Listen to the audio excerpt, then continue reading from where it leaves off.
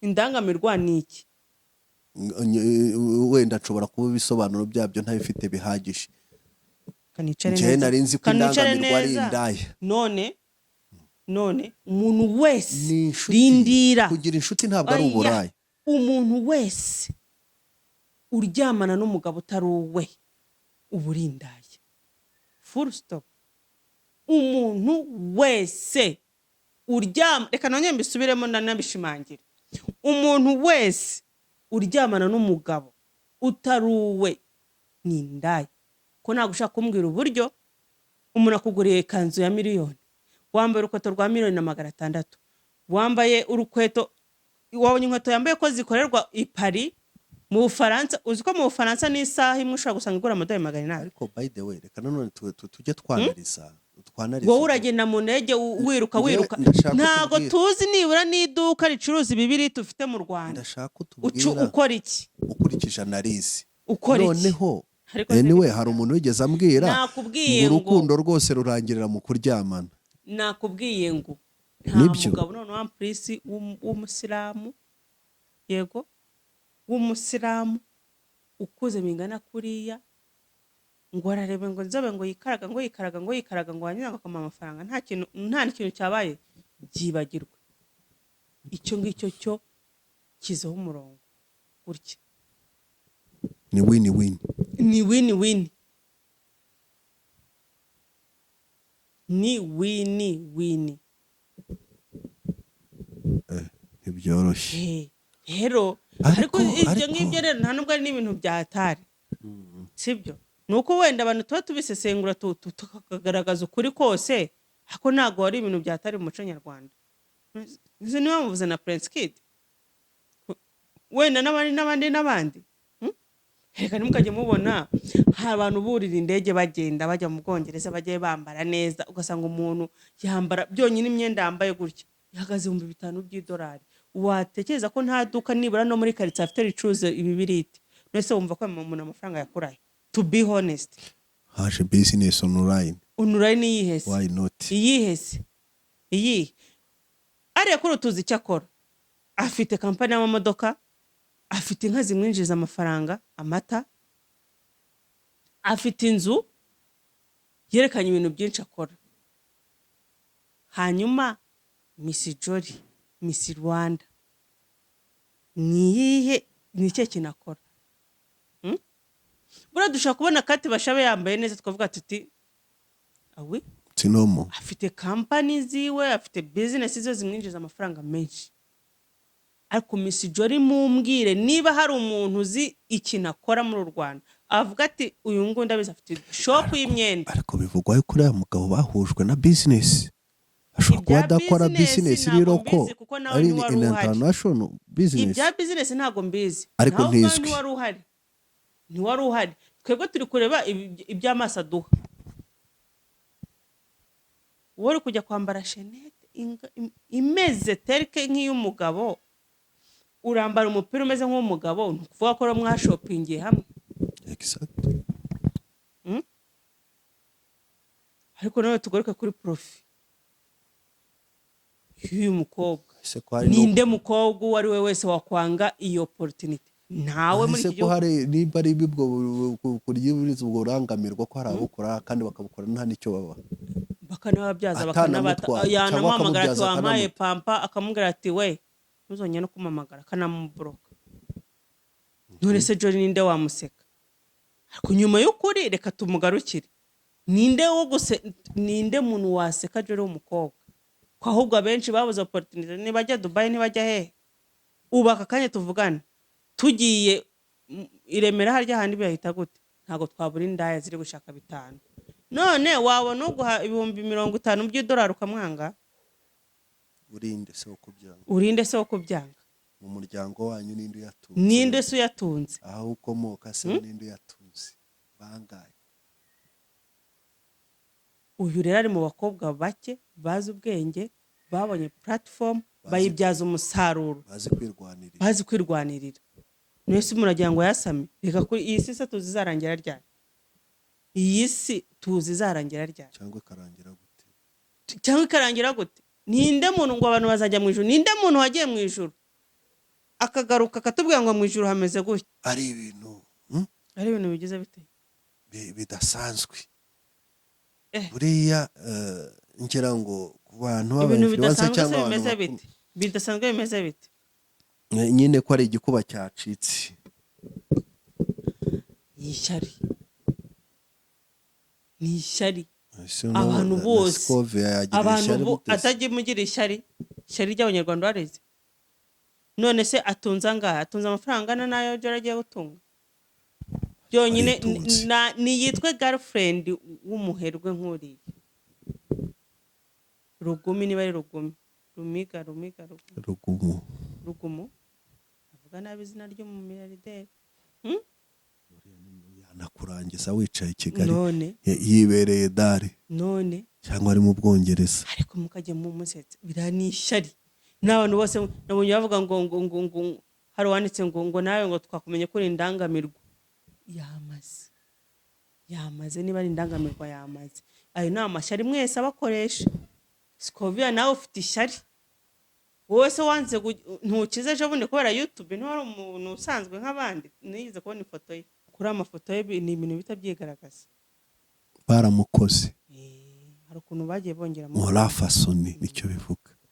ko nabyo ni amafaranga. Uri ufite amafaranga ukoresha ikintu icyo ari cyo cyose ushaka.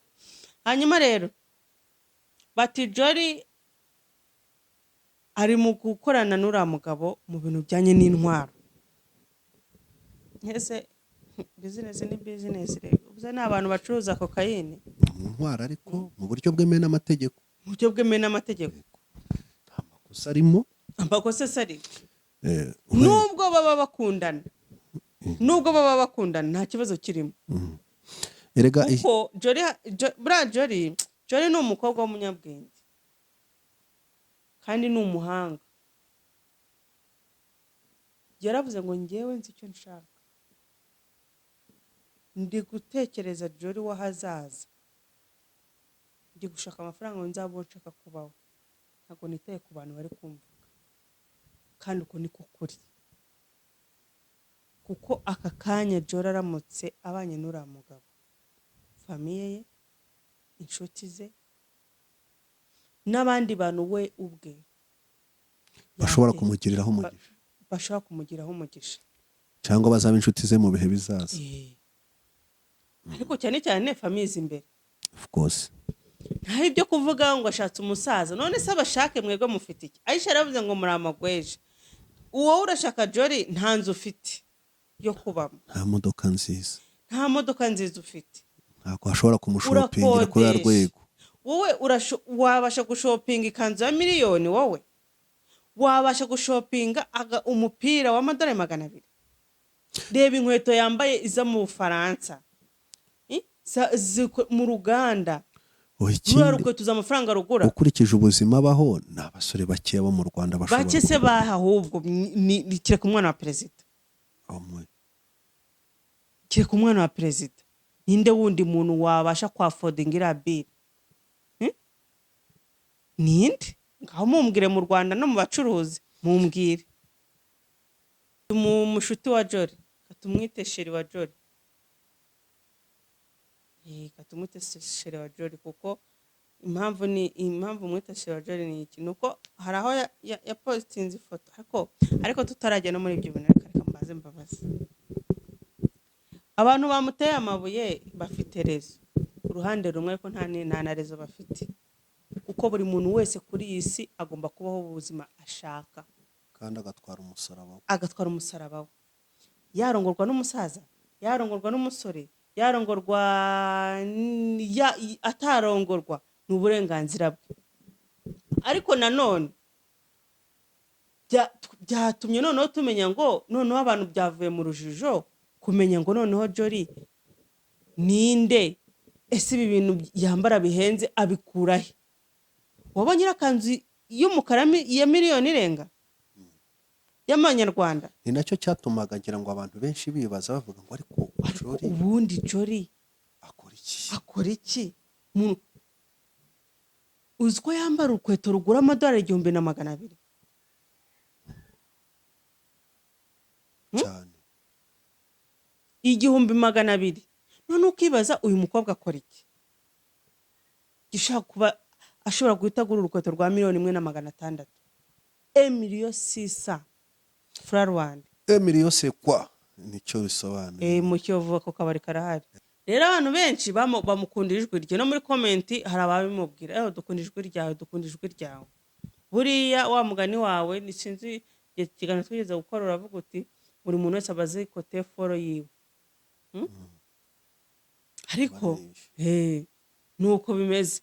Abantu rero mujye mwemera nitubavuga ntukajye muvuga ngo twarengereye, tuba tuvuga ibiriho, tuba tuvuga ibyo mwebwe mwishyiriye hanze cyangwa abantu babavuyemo bashyize hanze. Akantu k'akageso ko gusaba kareze. Gusaba ni normale, ari gusabiriza, ari gusaba n'ugusaba ubu n'ugusabiriza. Urumva umuntu akwemera ko azaguha gift kuri bidi yawe, ntayiguhaye, uracyamwohereza muri code, urensista why babyita gusabiriza, ntabwo ari ugusaba. Nuko akantu ko gusabiriza noneho ku gitsina gore kikareze pe. Kandi n'ugasanga umuntu uri gusaba ntabwo abuze amafaranga.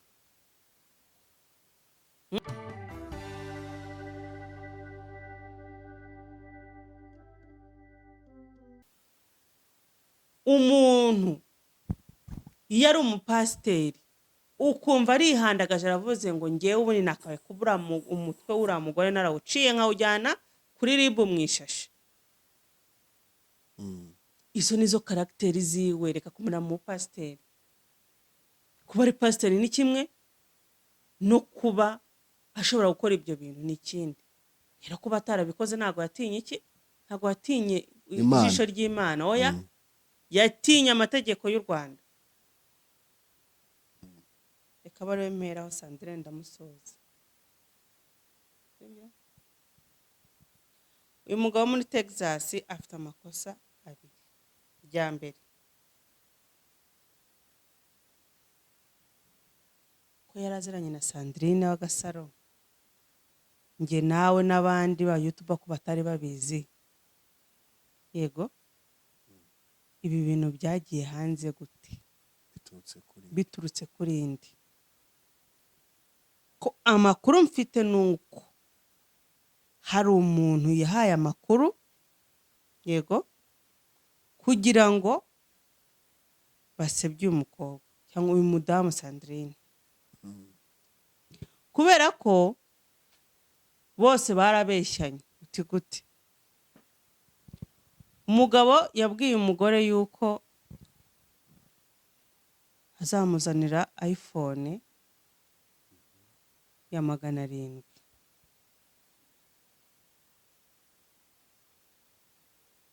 Umugore aramubwira ati nta kibazo urakoze cyane, kubera ko yari gift. Gore yari afite anniversaire. Buriya hari abantu bazi gusaba, hari abantu bazi gusaba cyane. Buriya uzatinya umuntu ugira anniversaire agatangira gupostinga n'inshuti zose akaziha message ngo kuwa mbere mfite anniversaire, yego muzibuke kandi muze muri bidi yanjye kandi muzanzanira na gift. Abantu nk'abo barahari. Uwo rero niwe Sandrine.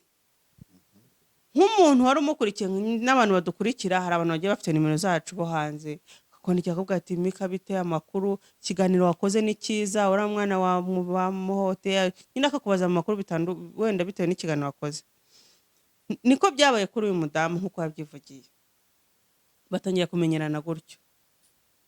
Rero nk'umugore wari wifitemo akantu ko gukura ibyinyo, yumvishe gukura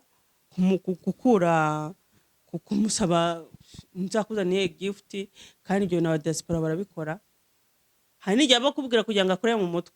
Uyu nguyu nawe amubwira ati ndashaka telefone. Uyu mugabo nubwo abeshya ngo ntiyaje mu Rwanda, yaraje. Ahubwo ari kwidefanda kubera yuko adashaka gutibaba mu muryango we, ntashaka gutandukana n'umuryango we cyangwa kutumvikana n'umugore we cyangwa n'abana bazumve ngo papa burya ngo yari yagiye mu Rwanda, ariko uyu mugabo yaje mu Rwanda. aza se bihishe mu muryango none kandi yaraje aje kubonana na Gasaro.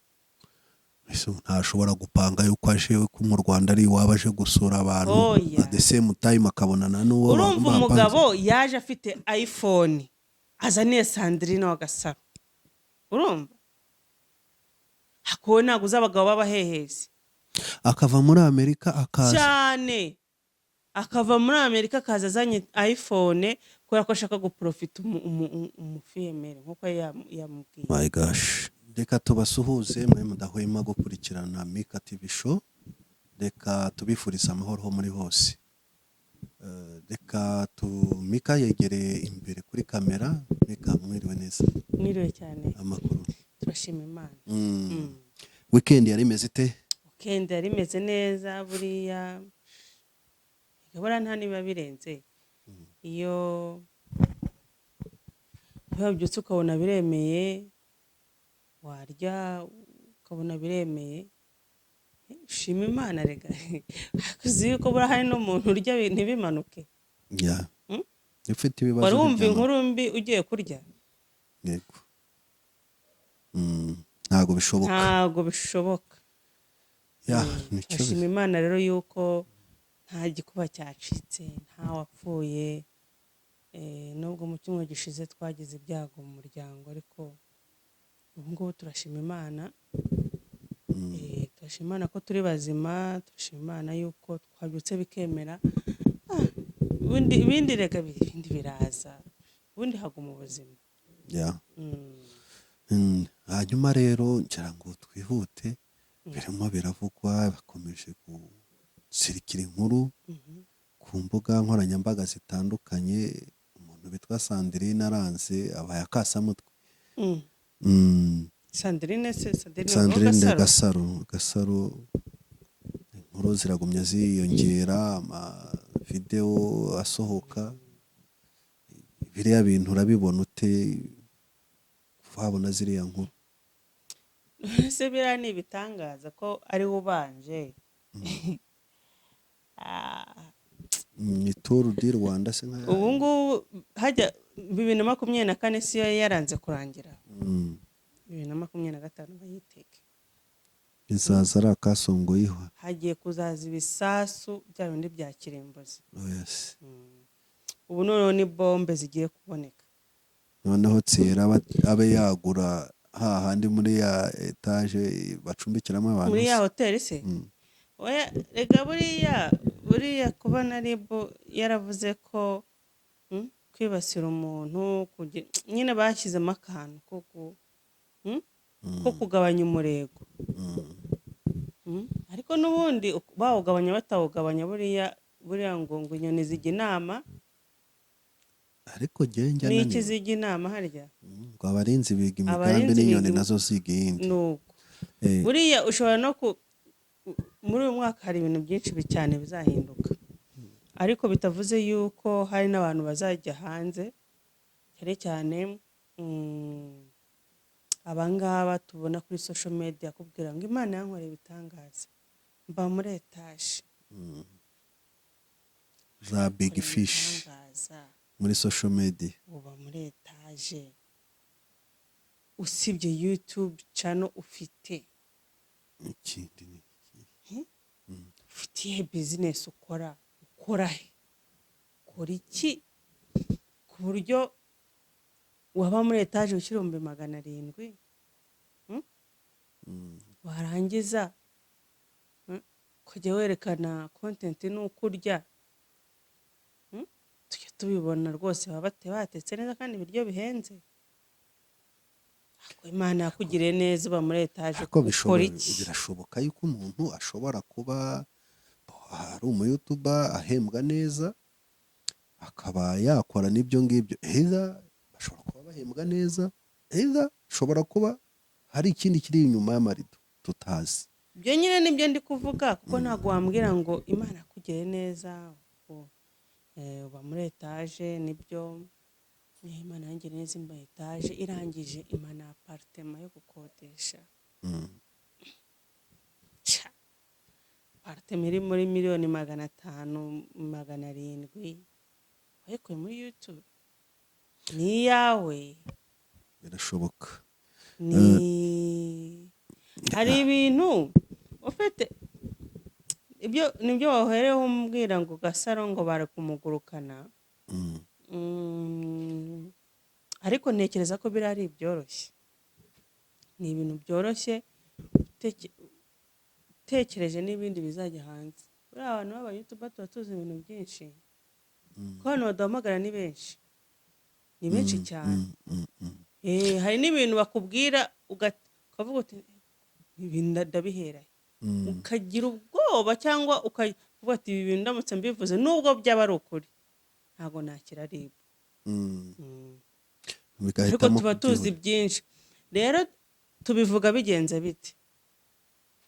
Tubivuga iyo hari uwateye ibuye, kandi ubu noneho bombe zigiye kuzajya zituruka, reka nibere n'abantu akabanga. Ubu bombe zigiye kuzajya zituruka hanze muri diaspora, ziza mu Rwanda. Iyo bombe yaturutse hanze rero nk'iyi ngiyi ya Gasaro, turakuvuga se ko tukwanika? Kuzisama biba bikoye. Hoya biroroshye. Ndavuga ba Gasaro abo ngabo guhagarika izo mizayiro za zindi bita wajya ballistic. kurega muri RIB urarega ndetse Zira bazita ngo ni ballistic missile. Bazita ngo ni ndenganyamigabane. Urumva? Ni ukuvuga ngo ikintu rero kiva mu mugabane kikajya mu wundi kugira ngo kizahagarikwe bisaba tekinoloji iri ku rwego rwo hejuru. Ariko mu nke mu nkuru zavuzwe, ngira ngo ubushize tuvuga ku nkuru, twavuze ku nkuru y'umuntu uba Texas. Hanyuma rero ikintu cyaje kuntangaza nyuma, naje kumva umuntu bita Pastor Claude arimo avuga Pastor Claude mushiti wanjye, arimo avuga ukuntu nguriya muntu ashobora kuba yarahagurutse akajya gutera amabuye Gasaro, akajya kuvuga no kwikoma we na Bosco Empire, ko bamukozeho inkuru ndetse anabatuka cyane avuga ngo Bosco Empire avuga na Pastor Claude ngo uriya ngirwa pasiteri. Yes, nawe numvishe rwose yamubombarize cyane. Ariko abantu ntimukajye mwitiranya ibintu. Pastor Claude ari kuri YouTube nk'umukozi wa YouTube channel yiwe yitwa Ikaze TV Rwanda. Ntago ari kuri YouTube nk'umupasiteri, ntago ngende kumuvugira, ariko nk'umuntu dusanzwe dukorana ibiganiro, nk'umuntu umuzi. Harimo abantu babiri. Yego. Hari umukozi uri kuri kamera ugiye kuvuga, hari n'undi w'umukozi w'Imana. Ni abantu babiri batandukanye. Noneho rero abo umukozi w'Imana ryari, abo mu YouTube ryari? Aba mu YouTube mu gihe ari mu kazi, iyo ari kuri kamera bari mu kazi. Kandi kuba ari mu kazi ntago agomba kuvuga wowe ibyo ushaka cyangwa ngiye ibyo nshaka. Afite analize ze akora, kabone n'ubwo wowe utabyemera, utabyishimira. Ko buriya no mu kazi ashinzwe ntagashinzwe kubanezeza. Oya, ushaka kumva ibyo avuga arabyumva.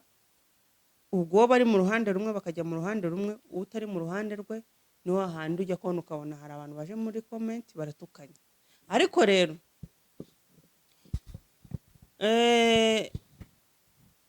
bajya bavuga ngo iyo utereye ibuye mu gihuru, igifashwe n'ibuye nicyo kivuga, cyo kibwijura, sibyo? Nicyo kivumbuka. Aya banga utereye ibuye mu bibwana, igifashwe n'ibuye nicyo kibwijura. Hari ibintu bibiri. Umugani. Umugani w'aba YouTube muri 2025. Yego. Ni ukuvuga ngo uyu mugabo wo muri Texas, akaba ariwe mperaho Sandrine ndamusoza. Sibyo? Uyu mugabo muri Texas afite amakosa abiri. Irya mbere, ko yaraziranye na Sandrine w'Agasaro, njye nawe n'abandi ba YouTube ko batari babizi. Yego, ibi bintu byagiye hanze gute? Biturutse kuri indi. Ko amakuru mfite nuko hari umuntu yahaye amakuru, yego, kugira ngo basebye umukobwa cyangwa uyu mudamu Sandrine. Kubera ko bose barabeshyanye uti gute. Umugabo yabwiye umugore yuko azamuzanira iPhone ya 700.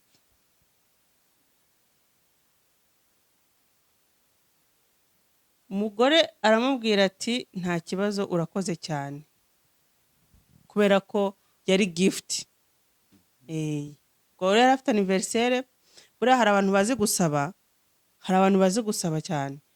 Buriya uzatinya umuntu ugira anniversaire agatangira gupostinga n'inshuti ze zose akaziha message ngo kuwa mbere mfite anniversaire, yego, muzibuke kandi muze muri bidi yanjye kandi muzanzanira na gift. Abantu nk'abo barahari. hari n'ukubaza. Uwo rero niwe Sandrine. Nk'umuntu wari umukurikiye n'abantu badukurikira, hari abantu bagiye bafite nimero zacu bo hanze, akondika akubwira ati Mika bite amakuru, ikiganiro wakoze ni cyiza, ura mwana wa muhote, nyine akakubaza amakuru wenda bitewe n'ikiganiro wakoze. Niko byabaye kuri uyu mudamu nk'uko yabyivugiye, batangira kumenyerana gutyo. Rero nk'umugore wari wifitemo akantu ko gukura ibyinyo, yumvishe gukura kumusaba nzakuzaniye gift, kandi ibyo na diaspora barabikora. Hari n'igihe bakubwira kugira ngo akore mu mutwe. Uyu nguyu nawe amubwira ati ndashaka telefone. Uyu mugabo nubwo abeshya ngo ntiyaje mu Rwanda, yaraje. Ahubwo ari kwidefanda kubera yuko adashaka gutibaba mu muryango we, ntashaka gutandukana n'umuryango we cyangwa kutumvikana n'umugore we, cyangwa n'abana bazumve ngo papa burya ngo yari yagiye mu Rwanda. Ariko uyu mugabo yaje mu Rwanda, asase bihishe mu muryango none kandi yaraje aje kubonana na Gasaro. ntashobora gupanga yuko aje mu Rwanda ari iwabo aje gusura abantu at the same time akabonana n'uwo. Urumva umugabo yaje afite iPhone azaniye Sandrine w'Agasaro, urumva hako ntabwo uzabagabo babaheheze, akava muri Amerika akaza cyane, akava muri Amerika akaza azanye iPhone kubera ko ashaka guprofita umufiyemere nk'uko yamubwiye. My gosh, ashaka guprofita Sandrine. Jewe wenda ko nabitekereza cyangwa nabyumvaga, natekereza ko ashobora kuba yapanga nk'urugendo akavuga ati reka njye gusura abavandimwe banjye mu Rwanda at the same time. Oya, ibi bintu bivugwa ko yabikoze umugore we atabizi cyangwa abavandimwe bari proche ye batabizi. Numva ni nkuko turi hano mu Rwanda se, nuko navuga ni ntabwira abantu bo mu rugo nkababwira ni ngiye Gisenyi, yego, kandi wenda ni indege nigiye Uganda cyangwa imodoka. Ibintu byoroshye cyane.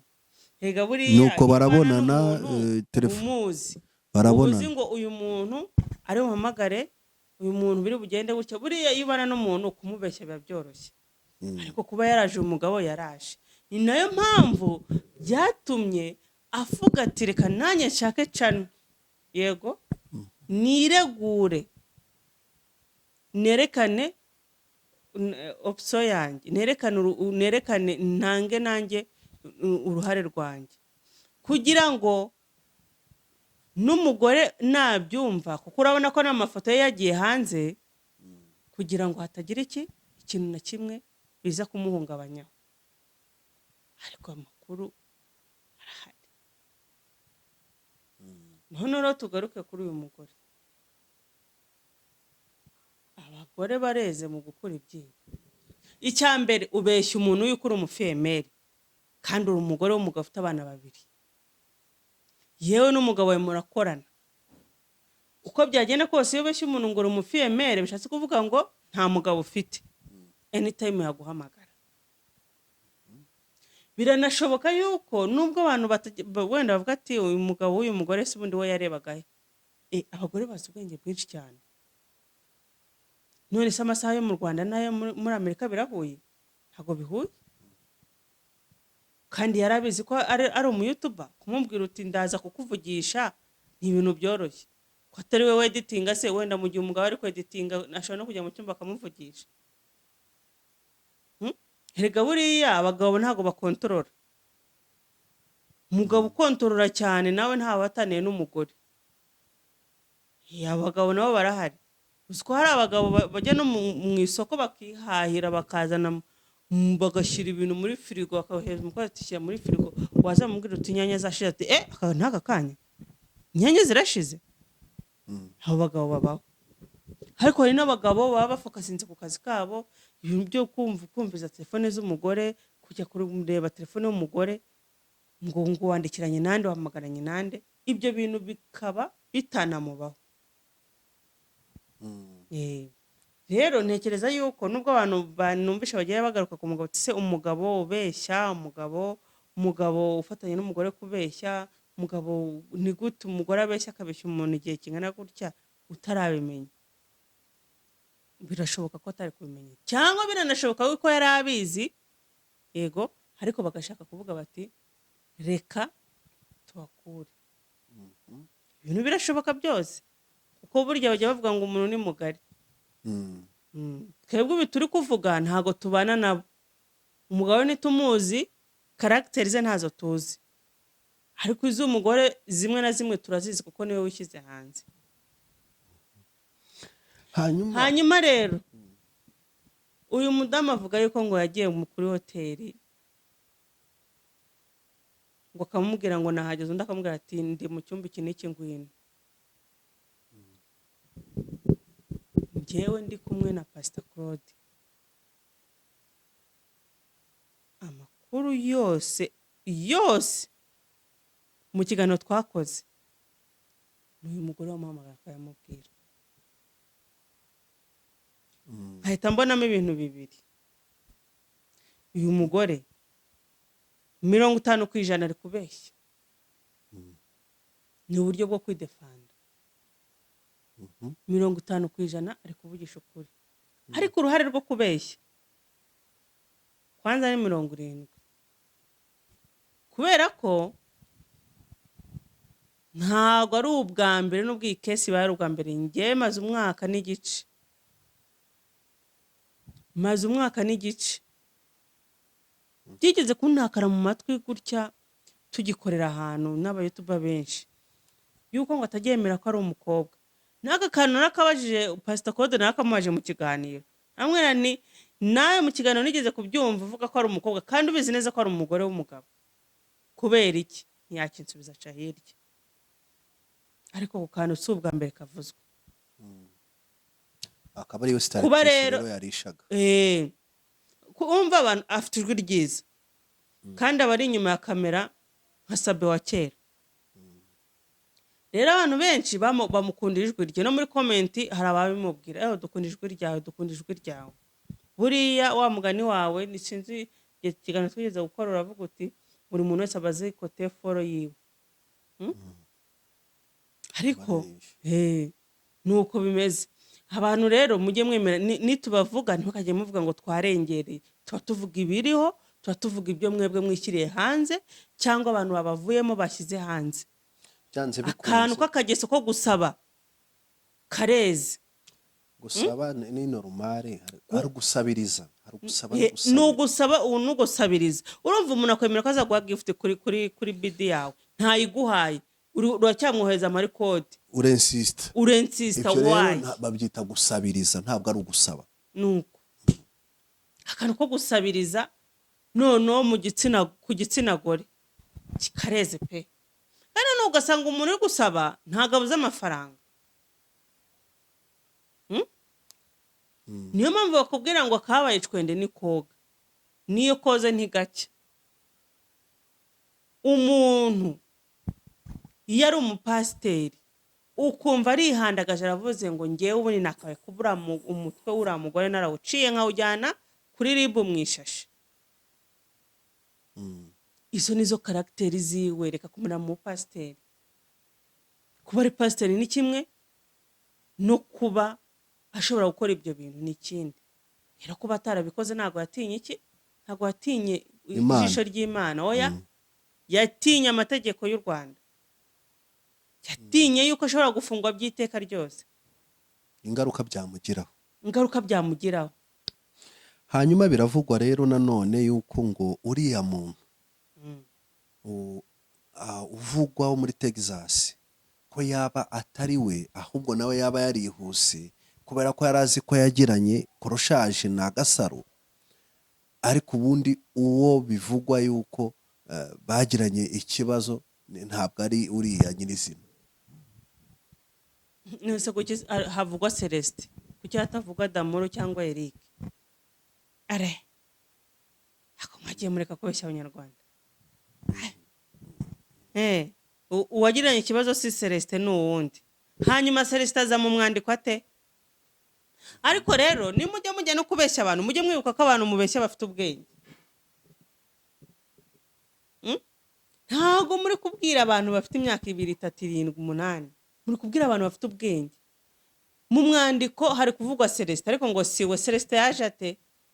nibaze badusobanura uburyo Celestin yinjiye mu mwandiko, akaba ari ugaragazwa n'amafoto ye.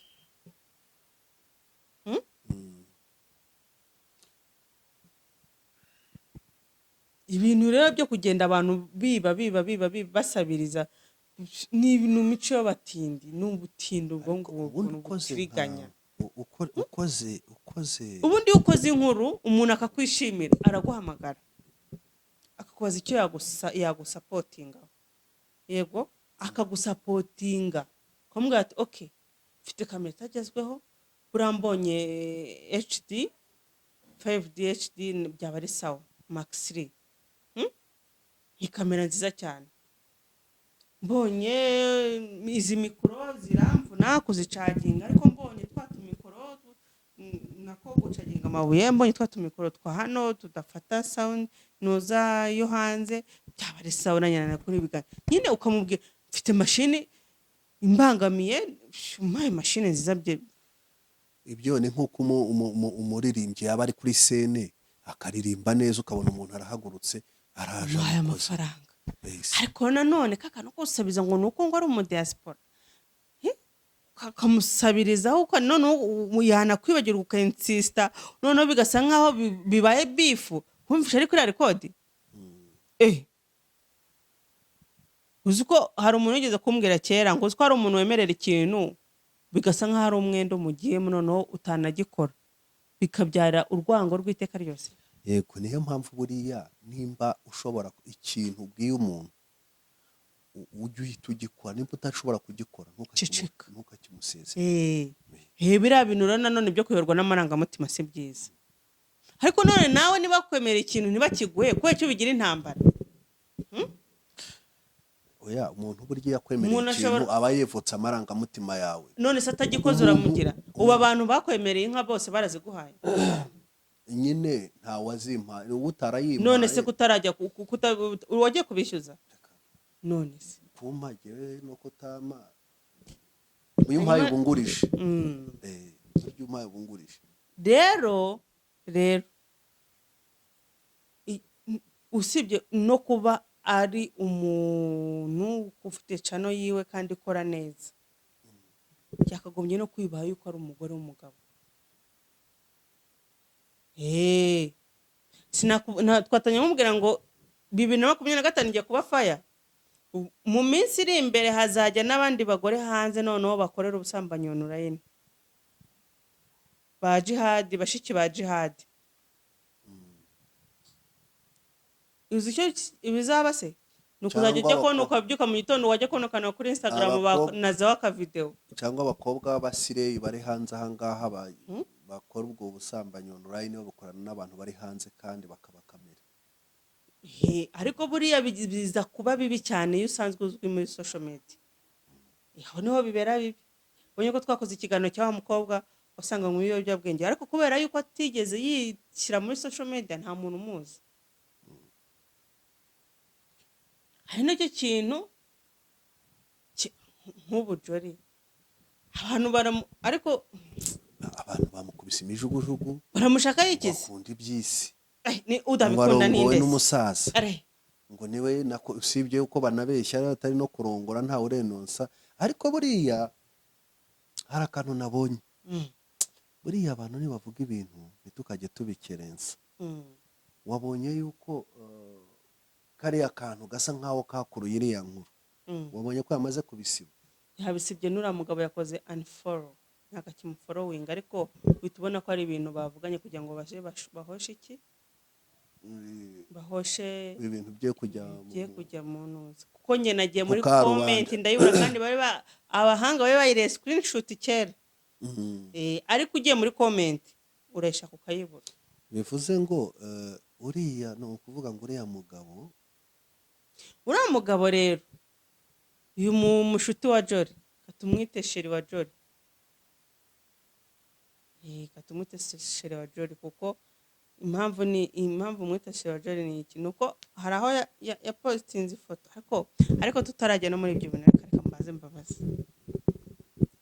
Abantu bamuteye amabuye bafite rezo uruhande rumwe, ariko nta na rezo bafite, kuko buri muntu wese kuri iyi si agomba kubaho ubuzima ashaka kandi agatwara umusaraba we. Yarongorwa n'umusaza, yarongorwa n'umusore, yarongorwa atarongorwa, ni uburenganzira bwe. Ariko nanone byatumye noneho tumenya ngo noneho abantu byavuye mu rujijo kumenya ngo noneho Jolly ninde, ese ibi bintu yambara bihenze abikurahe? Wabonye irakanzu y'umukara ya miliyoni irenga y'amanyarwanda. Ni nacyo cyatumaga ngira ngo abantu benshi bibaza bavuga ngo ariko Jolly ubundi Jolly akora iki? Uzi ko yambara urukweto rugura amadolari 1,200 cyane, 1,200. None ukibaza uyu mukobwa akora iki gishaka kuba ashobora guhita agura urukweto rwa 1,600,000 1,600,000 francs Rwanda. Emilio Sekwa nicyo bisobanuye. Mu Kiyovu ko kabari karahari muri Emilio Sekwa.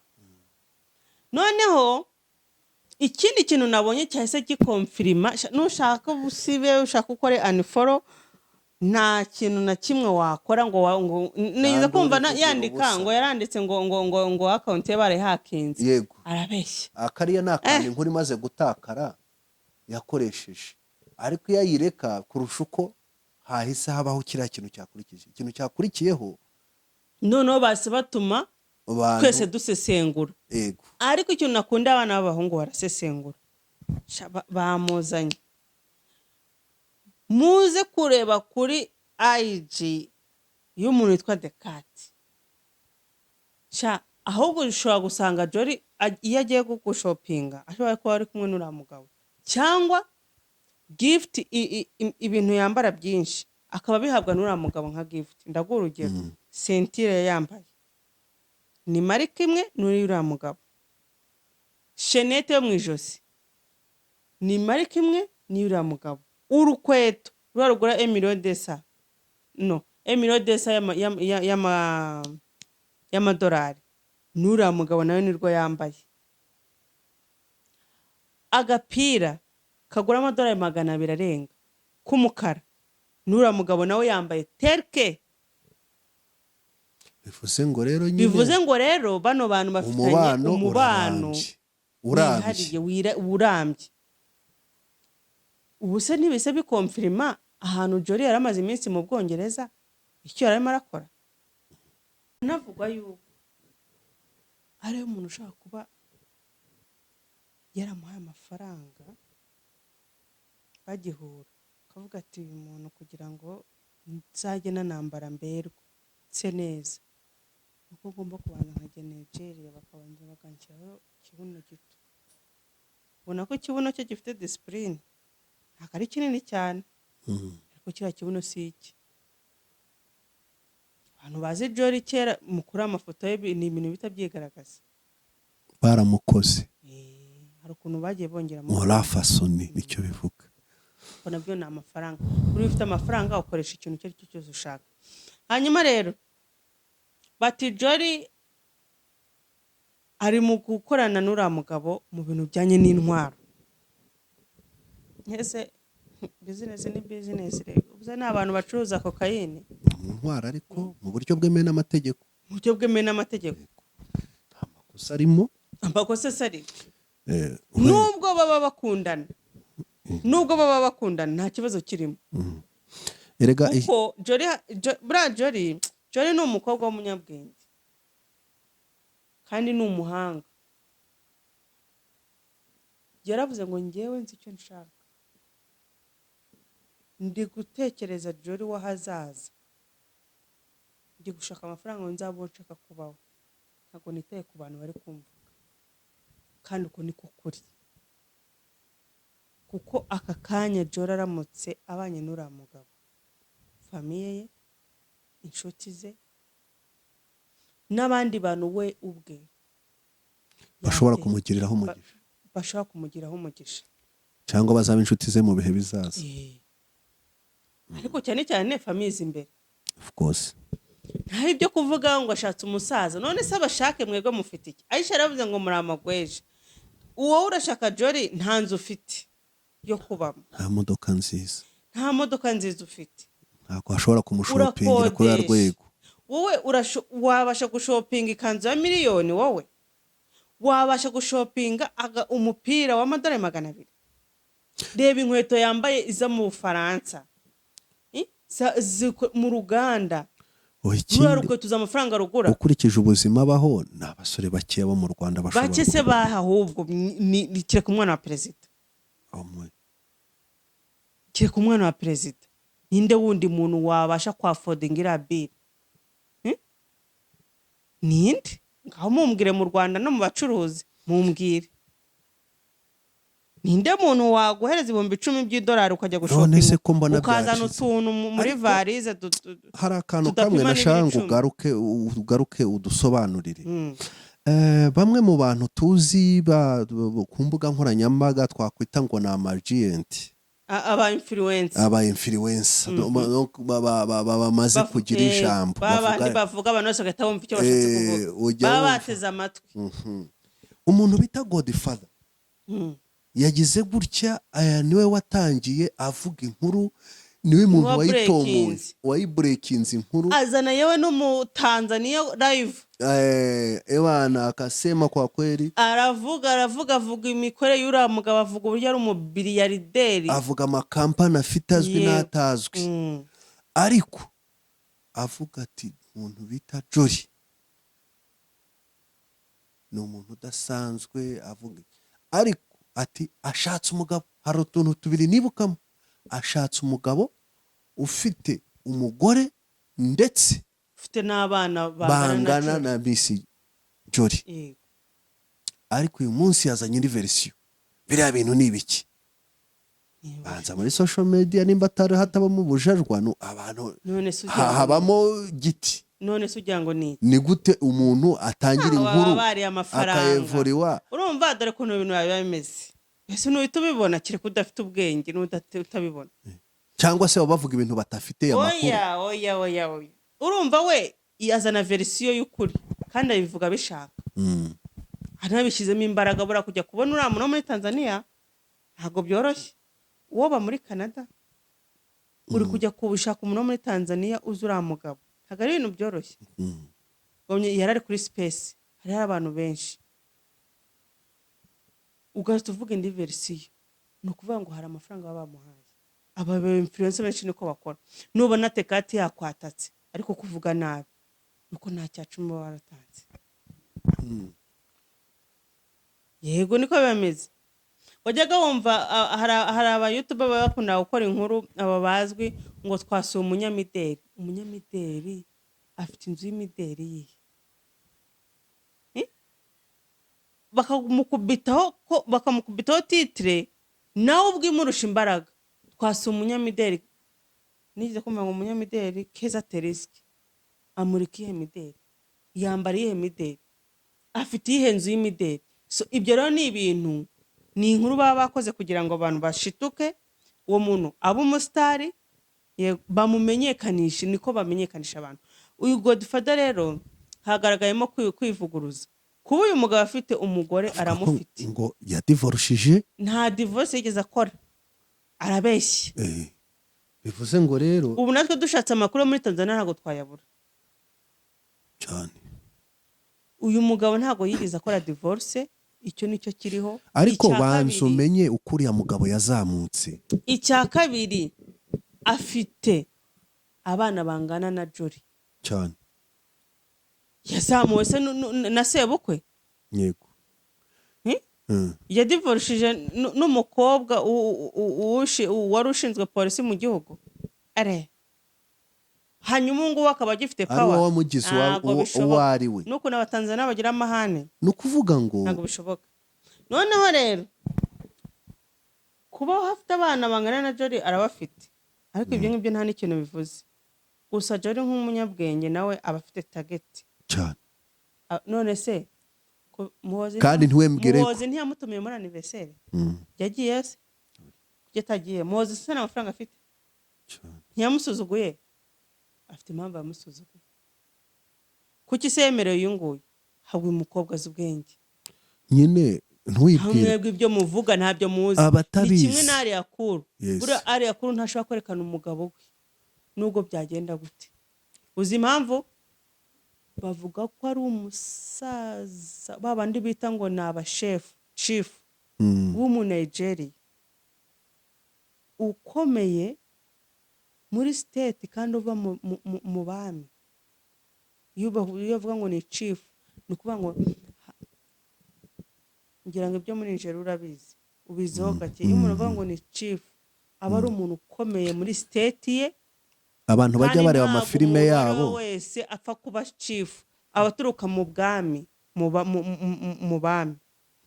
Bivuga rero yuko ari we muntu wabonye uyu mukobwa yari yakuru, akamukunda, akamuhindurira ubuzima, ariko nawe akemera kumubyarira kuko bari abana nabi. Ari yakuru ava mu Rwanda nta mwana yagiraga. Ariko agarutse afite abana bangahe? Ngira ngo ni 3 bakuru. Uyu rero ari mu bakobwa b'abanyabwenge.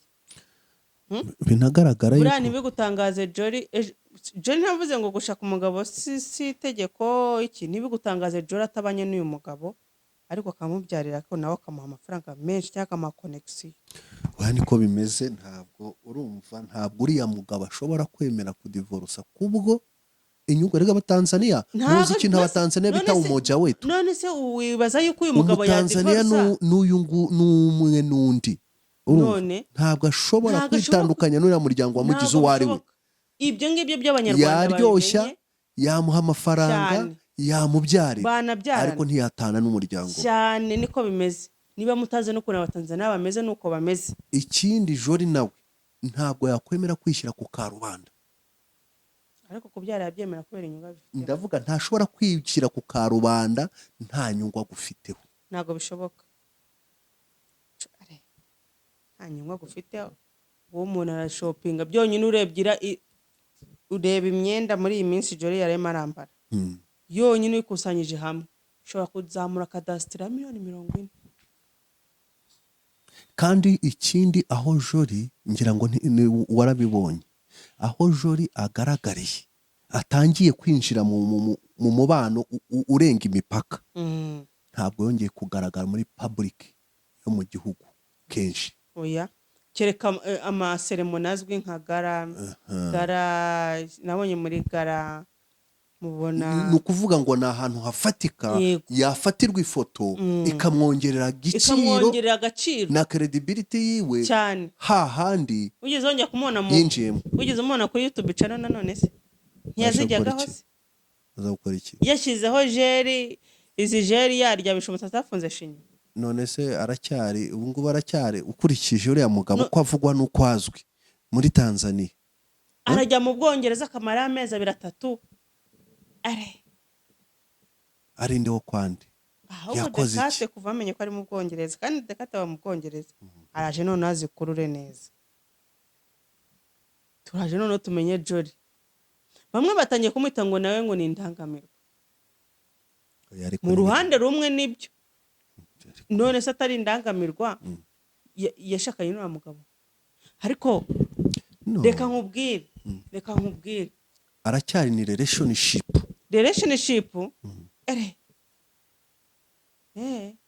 Kandi uriya muntu w'umutanzania ni umusilamu. Icya kabiri uriya muntu muri Tanzania biremewe gushaka umugore urenze umwe.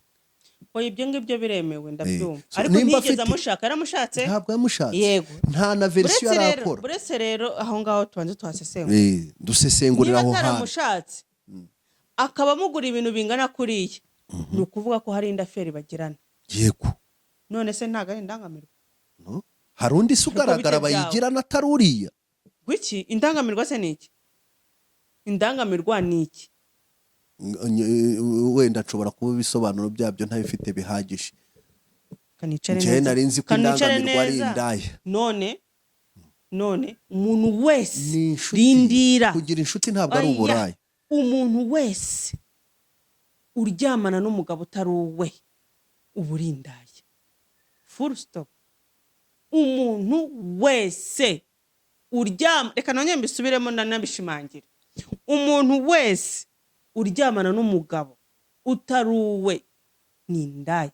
Ko nagushaka kumbwira uburyo umuntu akuguriye kanzu ya miliyoni, wambaye urukweto rwa miliyoni na 600, wambaye urukweto wabonye inkweto yambaye ko zikorerwa i Paris mu Bufaransa. Uziko mu Bufaransa n'isaha imwe ushaka gusanga igura $800. Ariko by the way reka none tujye twanariza. Wowe uragenda mu ndege wiruka.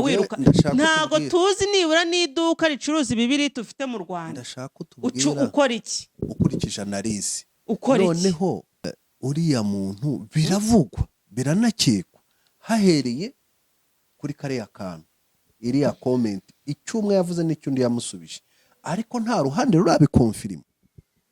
Anyway, hagati aho ngaho rero twaba twihuse. Wowe confirma se iki? Urashatse ko confirma ura n'umugabo mu milliardaire byonyine no gufata telefone ye akakwandikira akakubwira ngo warakoze kunyemerera urukundo, nawe ugahita umusubiza ngo locked, ugashyiraho umutima. Sibyo bishatse kuvuga? Naguyemo twarafunze hano mushaka kudutandukanya. Wabyumvise icyo bishatse kuvuga? Ushaka gihamya iyindi yihe? Ushaka gihamya yindi yihe? Ushaka ngo baze bakubwire ngo turakundana? Rega Imana yaduhaye ubwenge ngo dutekereze. No gusambana ni ibintu bibiri bitandukanye. Anyway, hari umuntu wigeze ambwira ngo urukundo rwose rurangirira mu kuryamana.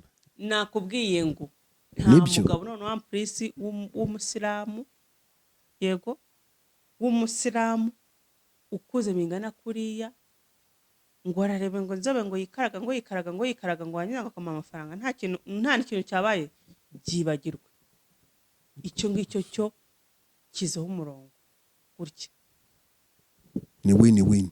Ni win-win.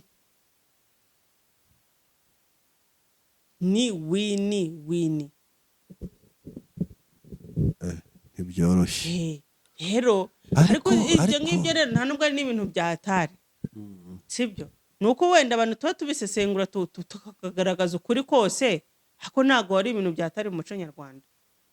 Nizo niba muvuze na Prince Kid wenda n'abandi.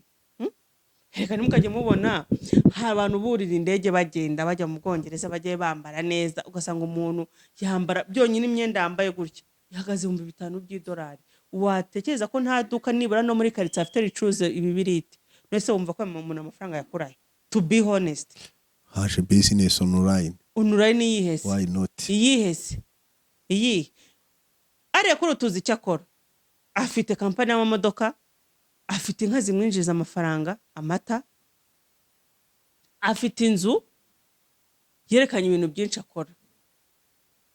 Hanyuma Miss Jolly, Miss Rwanda niyihe nicyo kinakora? Bura dushaka kubona Kati Bashabe yambaye neza tukavuga tuti awi Tinomo afite kampani ziwe, afite business ziwe zimwinjiza amafaranga menshi. Ariko Miss Jolly mumbwire niba hari umuntu uzi ikinakora muri Rwanda avuga ati uyu ngo ndabizi afite shop y'imyenda. ariko bivugwa yuko uriya mugabo bahujwe na business, ashobora kuba adakora business rero ko ari international business. Ibya business ntago mbizi, ariko ntizwi, ntiwari uhari. Twebwe turi kureba iby'amaso aduha. Wari kujya kwambara shenete imeze terike nk'iy'umugabo, urambara umupira umeze nk'umugabo, ntukuvuga ko mwashopingiye hamwe. Exactly. Ariko nawe tugaruke kuri profi y'uyu mukobwa. Ninde ninde mukobwa uwo ari we wese wakwanga iyo opportunity? Ntawe muri iki gihugu. Hari niba ari bibwo kurya uburizo ubwo urangamirwa ko hari abukora kandi bakabukora nta nicyo baba, bakanababyaza yanamamagara ati wampaye pampa, akamubwira ati we ntuzongere no kumamagara, akanamubloka. None se Jolly ninde wamuseka? Ariko nyuma y'ukuri reka tumugarukire, ninde muntu waseka Jolly w'umukobwa? Ko ahubwo abenshi babuze opportunity, nibajya Dubai nibajya he ubaka kanya tuvugana tugiye iremera harya handi bihita gute? Ntago twabura indaya ziri gushaka 5. None wabona uguha ibihumbi 50 by'idolari ukamwanga? urinde se ukubyanga, urinde se ukubyanga? mu muryango wanyu ninde uyatunze? Ninde se uyatunze? aho ukomoka se ninde uyatunze? bangaye? Uyu rero ari mu bakobwa bake bazi ubwenge, babonye platform, bayibyaza umusaruro, bazi kwirwanirira. Mwese muragira ngo yasame, reka kuri iyi si se tuzizarangira ryari? Iyi si tuzizarangira ryari? Cyangwa ikarangira gute? Ninde muntu ngo abantu bazajya mu ijuru? Ninde muntu wagiye mu ijuru akagaruka akatubwira ngo mu ijuru hameze gutya? Ari ibintu bigize bite bidasanzwe. Buriya ngira ngo ku bantu b'abantu cyangwa bimeze bite? Bidasanzwe bimeze bite? Nyine ko ari igikuba cyacitse. Yishyari. Ni ishyari. Abantu bose atajye mugira ishyari ry'abanyarwanda bareze. None se atunze angahe? Atunze amafaranga nayo Jolly agiye gutunga byonyine ni yitwe girlfriend w'umuherwe nk'uriye Rugumi. Niba ari Rugumi, Rugumu avuga nabi izina ryo mu milliardaire. Nakurangiza wicaye i Kigali yibereye dare none cyangwa ari mu Bwongereza, ariko mukajya mu musetse biranishyari. N'abantu bose nabonye bavuga ngo hari wanditse ngo nawe ngo twakumenye ko indangamirwa. Yamaze niba ari indangamirwa yamaze. Ayo ni amashyari mwese abakoresha. Scovia nawe ufite ishyari. Wowe se wanze ntukize ejo bundi kubera YouTube, ntwari umuntu usanzwe nk'abandi. Nigize kubona ifoto ye. Wanze gukira kera, wari kuguha amafaranga wari kuyanga, cyangwa wari kuguha umugabo w'umukire wari kuyanga? cyangwa barataginze kuri Imana agira umukwe w'umukire, cyangwa yarataginze kuri noza ye ngo n'igiceri cy'ijana aracyemera kugira supporting YouTube channel. None ariko buriya wa mugane wawe ushobora kuba ari ishyari. Ni ishyari nyine. Je ntago rimwe na rimwe akajya bavuga ibintu. Uriya mwana twakishimiye ko aba Miss Rwanda akongera akagaruka agashaka amagweje. Ntawe yashaka Jolly yayirinda Jolly. Ariko reka nkubwize ukuri n'umwana wanjye. Urashaka igweje ngo rikumarire iki? Umwana wawe nawe uzamutekerereza. Wiki? sinzi umuntu wavuze ngo kugira ngo uririre mu myotsi warira Dubai. Aho kugira ngo uririre mu myotsi warira Dubai, nibura agenda kajya kakwica ugahita wurira indege ukajya Maldives ugashyira amaguru mu mazi, urumva, ukarira warangiza ukihanagura ukamanuka n'indege, aho kugira ngo uririre mu myotsi. Reka dusoze. Ngayo nguko rero murabyumvishije abantu bose mwarimo mumva amakuru acicikana ukuri nguko. Hanyuma twifuriza abavandimwe bacu ibyiza, abagera ku byiza twifurize kugumya gutera imbere.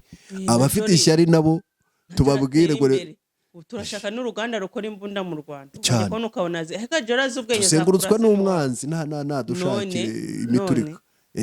Najye nashaka ibiturika n'ibirasa bitavuga nyine. Sinzi wigeze kumubaza muri comment kuri foto ye wahita ngo mbwira ngo mashini gani ngo 350 ngo igeze kurangaye. Turabashimiye rero nshuti zacu, mukomeze mukore subscribe, tubane kuri YouTube channel nakagaruka. Murakoze cyane.